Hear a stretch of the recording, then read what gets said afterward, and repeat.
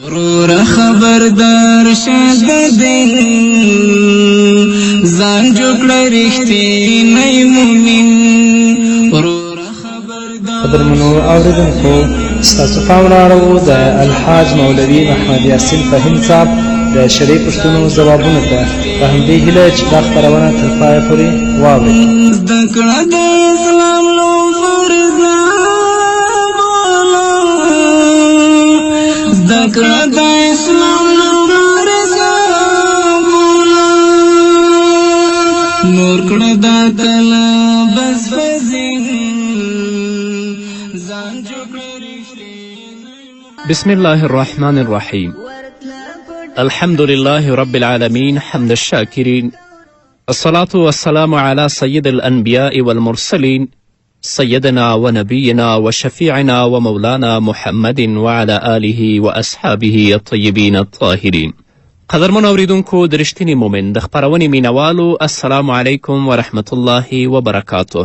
ستاسو روغتیا او خوشحالي د پاک رب نه غواړم، په دې هیله چې د صحت او عافیت جامې په تن ولرئ او خوشحالي مو په برخه وي. دا دی زه محمد یاسین فهیم د رښتیني مومن خپرونه پیلوم.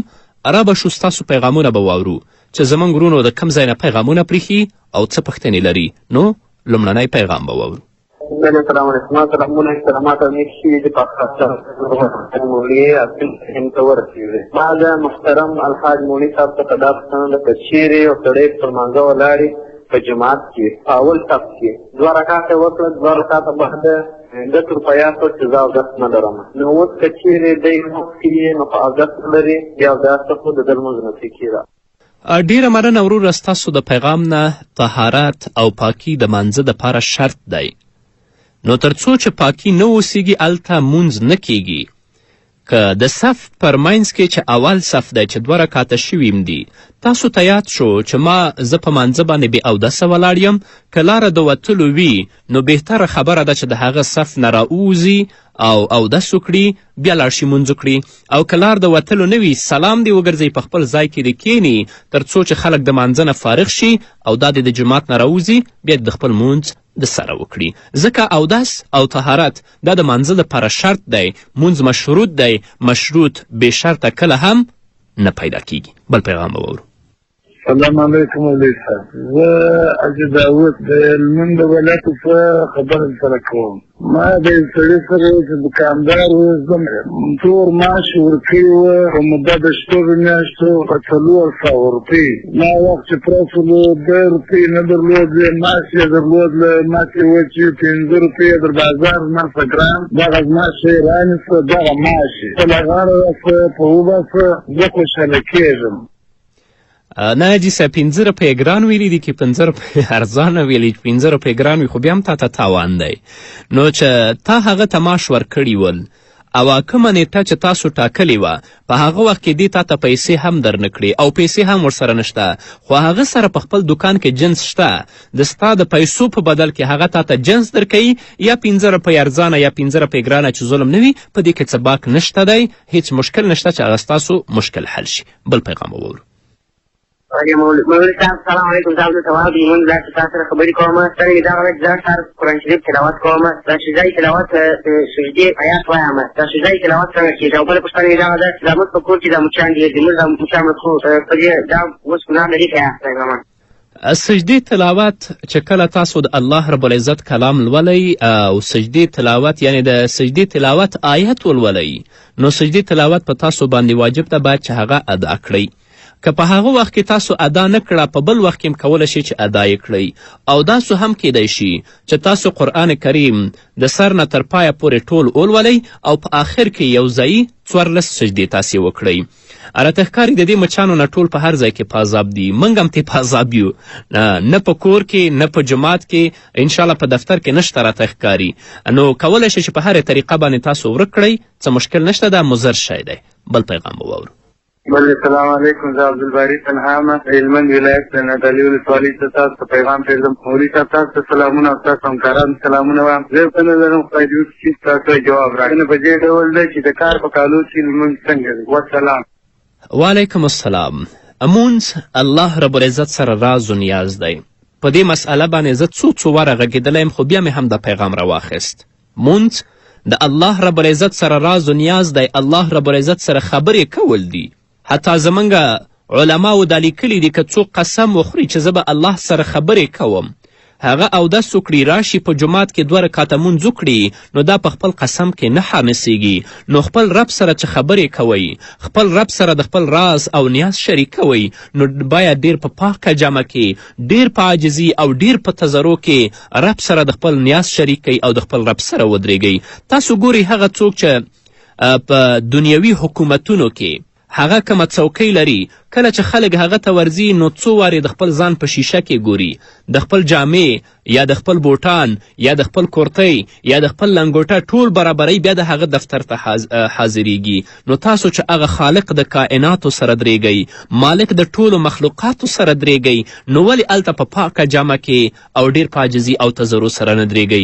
یوه مسله د ضرورت بیله ده، که د چا په ځان کې د کار کالي وي، ضرورت دی تر څو چې هغه نور لباس بدلوي یا ځای ته رسیږي مونځ ترې قضا کیږي چې پاک وي، کولی شي پکې، خو تل لپاره دا کار مه کوئ، بلکې مانځه دپاره پاکې جامې اغوندئ او خپل رب سره په پاکو جامو کې د خپل نیاز او راز شریک کړئ. بل پیغام به واورو. بله سلام علیکم مولوی صاحب. السلام علیکم ورحمت الله وبرکاتو. خانولس مسافر یم د هلمند ولایت نه. مولوی صاحب تاته یو پیغام پرېږدم. موږ یو وخت یو ملا ولی و په مارکېټ کې موږ مسافر وو، هغه ملا چرسي و. دا ملا چې موږ کړی دی 3 میاشتې موږ کړی، دا لمونځ بیرته موږ راوګرځو که هغه لمونځ پرې کېږي. بله غوښتنه مې دا ده که څوک د چا سره نیکي وکړي او د هغه ستا څخه بد راځي، معنا ستا ته ښه نه راځي، ته ورځې پوښتنه باندې کوې، او دا څنګه دی؟ دا هغه راته تشریح کې مولوی صاحب. السلام علیکم. چرسی مولا مونځ هم کړی دی، الله دې قبول کړي په خپل دربار کې. د هغه منځه اعاده په تاسو باندې نشته دی. هغه چا سره چې تاسو دوستی لرئ، خپل هدف یوازې د الله رب العزت رضا وګرځوئ، ځکه هغه 2 کسان چې په خپل منځ کې دوستی کوي او د هغو دوستی د الله رب العزت رضا لپاره اوسیږي، په کوم هدف باندې د هغو دوستی نه وي ولاړه، نو دا 2 کسه به د آخرت په ورځ د الله رب العزت د رحمت او د عرش سوري لاندې ولاړ وي. همدارنګه 2 کسه که خپل منځ کې نفرت لري او د دې نفرت هم د الله لپاره دی، دا به هم د آخرت په ورځ د الله رب العزت د رحمت او د عرش د سوري لاندې ولاړ وي. نو ته چې هغه سره دوستی کوې، ستا مقصود پکې د الله رضا وي، کوم بل هدف نه وي چې هغه هر څه کوي به. بل پیغام به واورو. السلام علیکم ورحمت الله وبرکاتو. دا راډیو تکنالم او محترم چې دا غوښتنه ده چې موږ یو ورور ده او دغه چې له ایرانو کې یوه ښځه راوړه او بیا بیخي چې اوس موږ نه وو خبر چې 2 اولاده شوي دي. اوس خلک وایي چې دا مېړه آیا د دې ګناه موږ شرکان یو، دې سره څه وکړو چې تاسو بیا جواب غواړم او ډېر ډېر مهرباني ده. دویمه پوښتنه مې دا ده چې دا یو کار سړی ونیسي، معنا دیوال دی حقیقت هر په خپلې په تنوع په درې ته ونیسي او بل ته په 2 ته ور ایا دې چې ما یې ما غږ ته ساتي چې ما غږ ته بندېږي دې جواب غواړم. وسلام دی. وعلیکم السلام. هغه ښځه چې دې د بل ځای نه راوستې او واقعا هغه خاوند ولري، هیڅ کله د ستاسو ورور سره د دې نکاح نشي کېدلی تر څو چې هغه اصلي خاوند دې ته طلاق ورنکړي او د دې عدت تیر نشي او بل چا سره نکاح ونه کړي. خو که هغه خاوند ولري او هغه طلاق نه دی ورکړی، دا ښځه بل چا راتښتولې یا بل چا سره په خپل رضا باندې راغلی، دا د دې منکوحه نشي کېدلی، د دې ښځه نشي کېدلی او د دې ناسته او پاسته هم دې سره حرامه ده. او کوم اولاد چې دنیا ته راځي، الله ښه پوهیږي دا ولد زنا او حرامي دي. او مسئله د ټیکې کولی شئ چې تاسو د چا نه یو کار واخلئ په 250 روپۍ باندې او بل چاته یې ورکئ په 300 روپۍ باندې، خپل کمیشن پکې اخلئ، په دې کې کومه ستونزه نشته دی. بل پیغام به واورو. مولوی صاحب السلام علیکم. زه محمد عارف کندهار څخه خبره کوم. موږ ته د تفاسیرو څخه دا معلومه ده چې کوم قومونه مسخ سوي دي، هغوی څو ژوند کړي دي، څو هفته ژوند کړي دي، یا سنګران سوي دي، ابوزوګان بته مړه سوي دي، او دوی ته په دا پښتو تفاسیر په اخر کې لیکلي دي چې وایي د امیر المؤمنین عمر دا روایت دی چې دغه انسانان چې مسخ سوي دي هغه څه ذکر کړي، څوک موږکان جوړ سوي دي، څوک زوګان جوړ سوي دي، څوک خربوزي او څوک لړمان جوړ سوي دي. که په دغه حق ته موږ معلومات راکړئ ډېر مهربانه وي. مننه وروره ستاسو د پیغام نه. که تاسو د سورت بقرې 65 آیت وګورئ، هلته الله رب العزت فرمایي ولقد علمتم الذین اعتدوا منکم فی السبت فقلنا لهم كونوا قردة خاسئین. الله وایي تاسو ښه پیژندلی دي هغه کسان چې ستاسو نه زیاتی کړی و د شنبې په ورځ، نو موږ هغوی ته ویلې چې تاسو شئ شادیګان ذلیله. په دې معامله کې صحیح خبره هغه خبره ده چې محمد رسول الله صلی الله علیه وسلم پخپله کړې ده. په روایت د حضرت عبدالله ابن مسعود سره چې هغه حدیث امام مسلم رحمه الله په خپل کتاب کې ذکر کړی دی چې ځینې خلک د رسول الله صلی الله علیه وسلم مجلس ته حاضر شول او د خپله زمانې د شادیانو یا د بیزوګانو او د خنزیرانو په باره کې د رسول الله نه پوښتنه وکړه او داسې ورته ویل چې یا رسول الله آیا دا هغه شادیان او هغه خنزیران دي چې مخکینی قومونه مسخه شوي ده هغه دي، یعنی هغه مسخه شوي یهودیان دي؟ رسول الله صلی الله علیه وسلم وفرمایل الله رب العزت چې کله په یو قوم کې د شکل د بدلیدلو عذاب نازل کړي نو د هغوی نسل نه پاتې کیږي بلکې په څو ورځو کې هغه هلاک کیږي او هغه ختم کیږي. بیا رسول الله په آخر کې ویلي چې شادیان او همدارنګه خنزیران په دنیا کې د پخوانه موجود ول، دا معجزه ده چې الله خپل عذاب په هغو راوستی و او هغه د څو ورځو په ترڅ کې هغه ختمیږي، باقي نه پاتې کیږي. بل پیغام به واورو. سلامونه او نیکې هیلې ښاغلی محترم مولوي صاحب ته او په تېره د کوزیا راډیو ټولو قدرمنو اورېدونکو ته د زړه ټینګ وړاندې کوم. دغه پیغام د حاجي مولوي صاحب په اړوند کې پرېږدم. د لښکرګاه صاحب نه محمد رستم یم، د لښکرګاه صاحب نه مې اړیکه نیولې ده. یو کس و مولوي صاحب ګور یې لیونی څه شپږ کاله ورک و او د شپږ کال نه وروسته بیا دغه لیوني ورور راولاړ شو، هغه ته ښځه کړې وه. دغه لیوني ښځه یې شپږ کاله وروسته ځان ته په نکاح کړله. ځینو علماو دغسې فتوا ورکړې وه چې دغه تاسو ته روایت لري او ځینو ورته ویلي چې یا د لیوني معنا چې شپږ کاله ورکې هغه روایت نه لري. نو ده بیا دغه ښځه وکړله، د هغه نه بیا اولاد پیدا شو، اولاد د خدای ورکړي او ده طلاقه کړله. شپږ میاشتې ورسره تېرې کړې، وروسته یې طلاقه کړله او دغه اولاد یې اوس له هغې ښځې له ورونو سره دی او هغه ښځه یې طلاقه کړې. آیا دغه اولاد د دغه سړي حق کېږي او که دغه نکاح روایت لري او که نه لري؟ مننه مولوي صاحب، خدای پامان. ستاسو نه هم مننه وروره. په دې مسئله باندې هم بار بار موږ په خپرونو کې غږېدلي یو. د هغې ښځې نه چې د هغې خاوند ورک شي، مفتابهي قول دا دی چې تر 4 کالو پورې ښځه انتظار کولی شي، د 4 کالو نه وروسته چې د هغه خاوند نه د مرګ او نه د ژوند معلومات کیږي او څه قرینه هم نه یې موجوده، نو کولی شي چې دا ښځه بل چا سره نکاح وکړي. خو تفریق چې کیږي دا به هم د قاضي په واسطه باندې کیږي. که هغه سړی چې هغه لیونی و او 6 کاله ورک و، د خپله جنون ګوره په خپله عیب دی، فقهاو لیکلي دي. نو دلته چې دا ښځه طلاق کیږي د دې لیوني نه او بل څوک په نکاح باندې اخلي، دا طلاق خو په واسطه د قاضي باندې کیږي. نو چې کله د طلاق په واسطه د قاضي باندې شوی او د دې ورور په نکاح اخیستی او ورور نه یو اولاد پیدا شوی، دا اولاد د دې لیوني نه دی بلکې د دې بل ورور دی. که دی بیا ځان سره ساتي او که طلاق کوي هغه د دې خوښه ده. خو طلاق د قاضي په واسطه کیږي. نکاح چې دویم ورور کړی وروسته د تفریق د قاضي نه کړې ده، ثبوت نسب د دې دویم ورور نه کیږي، زوی د دې دی، هغه لیونی په دې کې هیڅ کم حق نه لري. بیا د دویم خوښه ده چې دا ښځه ساتي او که دا ښځه طلاق کوي. بل پیغام به واورو. السلام علیکم. زه خپل پیغام پرېږدم حاجي مولوي صاحب ته. زه د کندهار څخه د پیغام پرېږدم. زما لومړی ځل دی. زما پوښتنه دا ده د حاجي مولوي صاحب څخه چې دا طلاق باین عیده غواړي که نه غواړي، که تجدید د نکاح اوس وروسته کېږي که اوس وسیدستي، او بل سړی خپلې زوجې ته امامت ورکولی شي که نه شي کولی واجب؟ السلام علیکم، د خدای پامان. الله دې مل شه. غواړم چې په دې مسئله کې څه ناڅه وضاحت وکړم. طلاق په 3 قسمه دی. یو طلاق رجعي، دویم طلاق بائن، دریم طلاق مغلس. طلاق رجعي دا دی چې صفا او ښکاره الفاظو کې یو یا 2 ځل طلاق ورکړي، یعنی په صریح الفاظو باندې یو وار یا 2 وار طلاق ورکړي. د طلاق رجعي حکم دا دی چې په داسې طلاق کې عدت پوره کېدو پورې نکاح باقي وي او خاوند ته اختیار دی چې د عدت ختمېدو نه مخکې ښځې ته رجوع کړي. که هغه عدت کې دننه رجوع وکړه نو نکاح په خپل حال باندې باقي ده، او که د عدت نه وروسته رجوع وکړه نو دلته بیا ضرورت دی تجدید د نکاح ته چې باید نکاح وکړي. یعنی طلاق رجعي هغه طلاق دی په چې صریح او صفا الفاظو کې ښځه ته 1 طلاق او 2 طلاقه ووایي. که په عدت کې دننه رجوع وکړه خو نکاح باقي ده، هیڅ مشکل په دې کې نشته دی. اما که د عدت نه وروسته رجوع وکړه، ځکه چې عدت تیر شي نو نکاح ختمیږي، بیا تجدید د نکاح ته ضرورت شته. دویم طلاق بائن دی. طلاق بائن دا دی چې هغه کنایي الفاظ د خپل ښځې ته استعمالوي.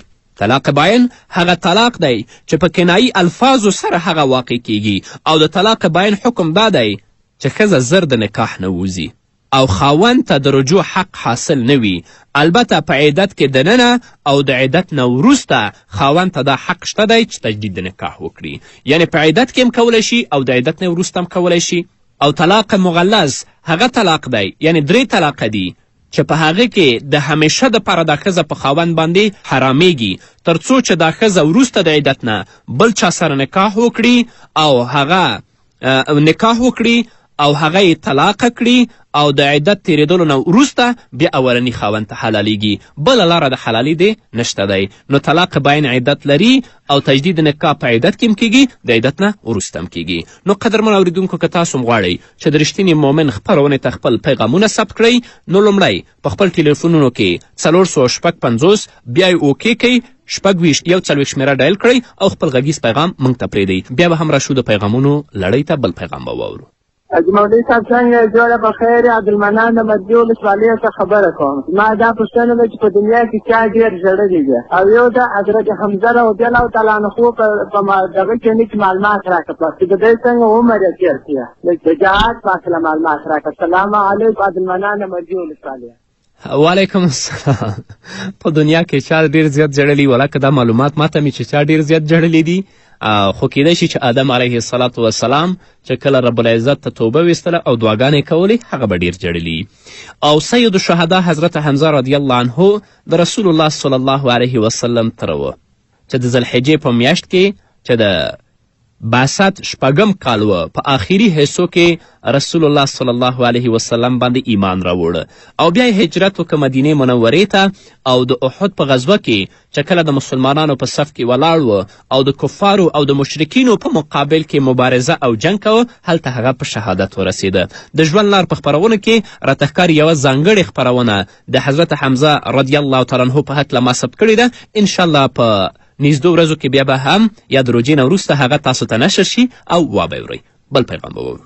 السلام علیکم. السلام علیکم. مخته عدنان کندهار څخه تاسو پوښتنه کوم. اوله پوښتنه مې دا د حضرت علي رضی الله عنه دومره ښځه ماتواله فاطمه زهرا څخه د کومې توجیه ته ورتللی مېدل او آیا د هغې اولادونه هم سیدان بله کېږي که نه؟ او حضرت علي رضی الله عنه سیدان خو اولادونه یې سیدان دي آیا دی په خپله هم سید و که نه؟ او دوم دغه مې دا دی که چېرته ډېر قسم واخیست زه په لاکي ټلیفون باندې خبره نه کوم بیا که چېرته که هغه ټلیفون باندې وروسته څو واره قسم خبره په وکړي قسم هر وارې ته زه اوري هر وارې دی په خبره کړي که یا چې اول رښته خبره په وکړه بیا نور وارې خبره په کړي دا قسم نه پر اوري. او بل قسم دا شذ عمد او شذ خطا قتل کم دي او په دغه دوه سره څوک په قاتل باندې څه لازمېږي.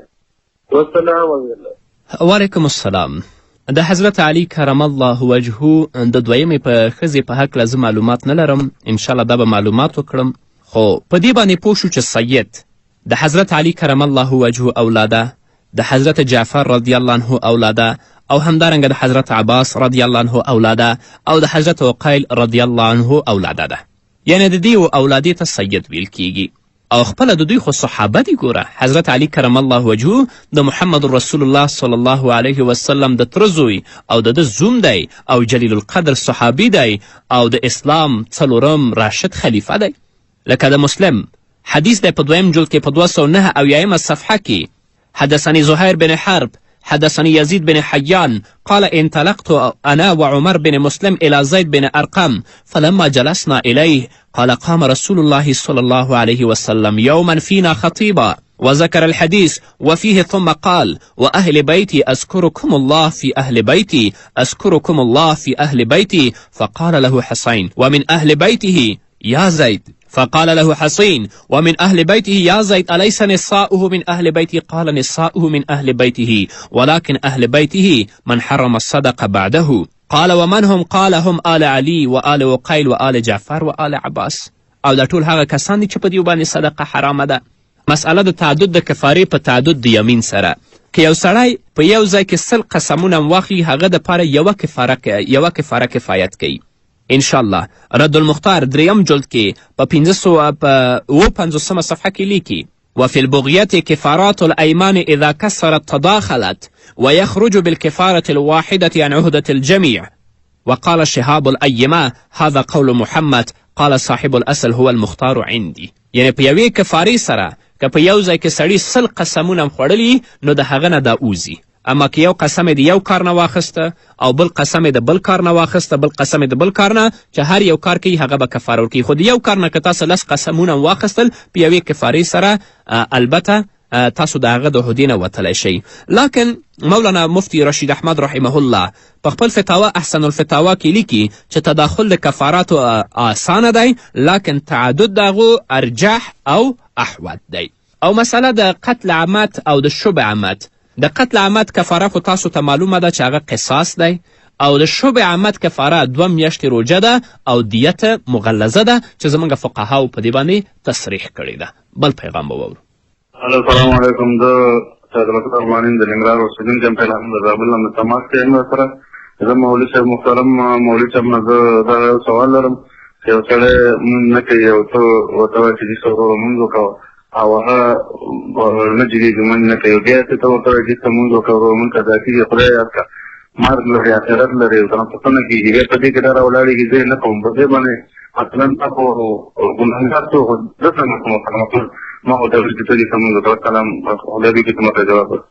وعلیکم السلام. امر بالمعروف او نهی عن المنکر د هر مسلمان وظیفه ده، باید موږ یې وکړو، خلک مانځه ته وهڅوو.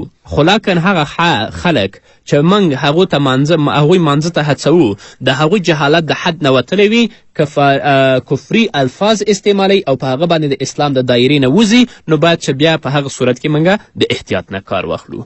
اخرنی پیغام به واورو. بله، السلام علیکم. زه عبدالجلیل د کندهار ولایت څخه خبرې کوم. محترم جمهوري صاحب څخه مې یوه پوښتنه وه، هغه په دې ډول محترم جمهوري صاحب که چیرې یو سړی له یو ښځې سره نکاح کړی وي او له هغې سره ژوند پرېښ وي، نو محترم جمهوري صاحب د دې د اسلام له نګاه څخه څه حکم دی؟ السلام علیکم ورحمت الله. د اسلام مقدس دین ډېره ښه طریقه موږ ته راښودلې. هغه ښځه چې ناشزه وي نو کولی شئ چې تاسو هغو ته وعظ و نصیحت وکړئ. که په وعظ و نصیحت باندې هم ونه شي، کولی شئ چې بستره ته جدا کړئ. که په دې باندې هم ونه شو تادیب ورکړئ، که په دې باندې ونه شو بیا خو طلاق شته. نو قدرمنو اورېدونکو، دا به زموږ نننۍ خپرونه چې ستاسو درانه حضور ته وړاندې شوه.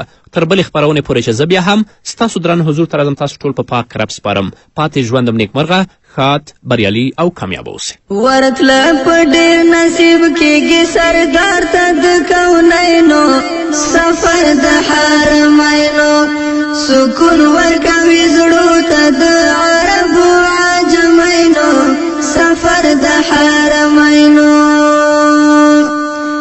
ورتله په ډېر نصیب کېږي سردار ته د کونینو، سفر د حرمینو، سکون ورکوي زړو ته د